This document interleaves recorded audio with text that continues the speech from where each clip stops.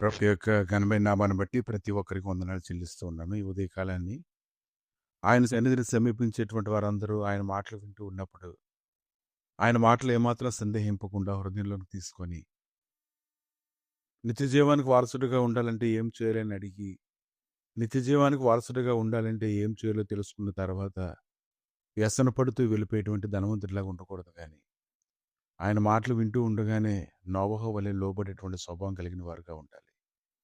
నోవహు వలె అని ఎందుకని చెప్తూ ఉన్నానంటే, నోవహు అయితే అనేక సంవత్సరాలు ఆ యొక్క ఓడను నిర్మించడానికి అతను ఎంతగానో కష్టపడ్డాడు. ఏ రోజు కూడా అతను విసుగుపోలేదు, సనగలేదు, గొనగలేదు.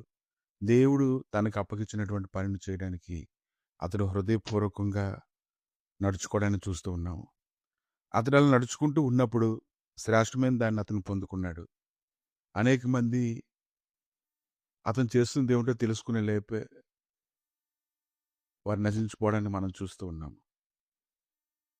ఈ ఉదయకాలం అయితే ఆయన విశ్రాంతి దినం గురించి అతను మాట్లాడుతూ ఉన్నప్పుడు యెషయా గ్రంథం 58వ అధ్యాయము 13వ వచనం నుంచి, నా విశ్రాంతి దినమున వ్యాపారం చేయకుండా నాకు ప్రతిష్ఠితమైన దినమని నువ్వు ఊరకుండిన ఎడ్ల, విశ్రాంతి దినము మనోహరమైనదనియు యెహోవాకు ప్రతిష్ఠిత దినమనియు ఘనమైనదనియు అనుకుని దాన్ని ఘనంగా ఆచరించిన ఎడ్ల, నీకు ఇష్టమైన పనులు చేయకు, వ్యాపారం చేయకయు, లోకవార్తలు చెప్పుకొనకి ఉండిన ఎడ్ల, ఇవన్నీ చేసినట్లయితే నీవు యెహోవా యందు ఆనందించదవు. దేశం యొక్క ఉన్నత స్థలముల మీద నేను నిన్ను ఎక్కించదను. నీ తండ్రి అయిన యాకోబు స్వాస్యమును నీ అనుభవంలో ఉంచదను. యెహోవా సెలవిచ్చిన వాక్కిదే. ఎప్పుడు మనం దేవుడి యందు ఆనందిస్తాము, మన ప్రాణం దేని వైపైతే ఈడ్చుకుంటూ పోతుందో, మనం చేసేటువంటి ప్రతి కల్తీని మనం గుర్తించి, కల్తీగా ఉండకుండా ఆయన సన్నిధిలో శ్రేష్టమైనదిగా చేయడానికి గాని మనం ఇష్టపడినట్లయితే, అప్పుడు సర్వోన్నతుడైనటువంటి జీవాధిపతి అయినటువంటి దేవుడు మనల్ని నడిపించడం ప్రారంభిస్తూ ఉంటాడు. కనుక ఆయన ఒక మాట మాట్లాడారంటే, ఆయన మాట చొప్పున ఎవరైతే చేయడానికి ఇష్టపడతారో, అటువంటి వారు అందరి జీవితంలో కూడా గొప్ప కార్యం చేయడానికి ఆయన శక్తిమంతుడై ఉన్నాడు.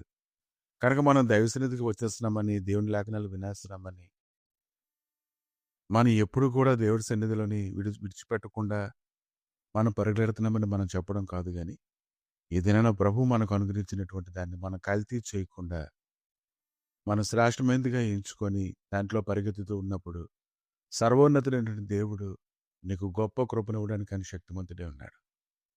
కనుక దాన్ని ఎలా ఆచరించాలో, ఎలా ఉండాలో, ఎలా చేస్తే శ్రేష్టమైనటువంటి యాకోబు యొక్క స్వాస్యాన్ని మనం పొందుకుంటామో ఏదైనా మనం ఎరిగినట్లయితే, అది శ్రేష్టమైనదిగా ఎంచి నువ్వు నీ కుటుంబాన్ని నడిపించినట్లయితే అది నీకు ఎంతో మేలు.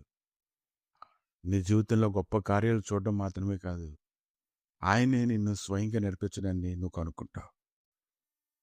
ప్రభువా, ఈ ఉదయకాలాన్ని తండ్రి ఇదిగో నీ సన్నిధిలోనికి అడుగు పెడుతుండగానే మీరు హెచ్చరికలు, గద్దింపులు నన్ను శిక్షించినప్పుడు వీటన్నిటిని సంతోషంగా హృదయంలోకి తీసుకునేటువంటి గొప్ప కృపను దయచేసి నీ మహిమతో నింపి నడిపించి మీరే మహిమగంతో ప్రభావాలు పొందమని, ప్రతి విధమైన కీడులో తప్పించి సహాయకరమైన సన్నిధిని మీరు ఎల్లప్పుడూ ఉంచువారు గనుక నిన్ను వెంబడించట్లో ప్రభ ఏ లోపం లేని వారు ఉండినట్లుగా కృపణమని యేసుక్రీస్తు నామములు అడిగి వేడుకుంటున్నాము తండ్రి.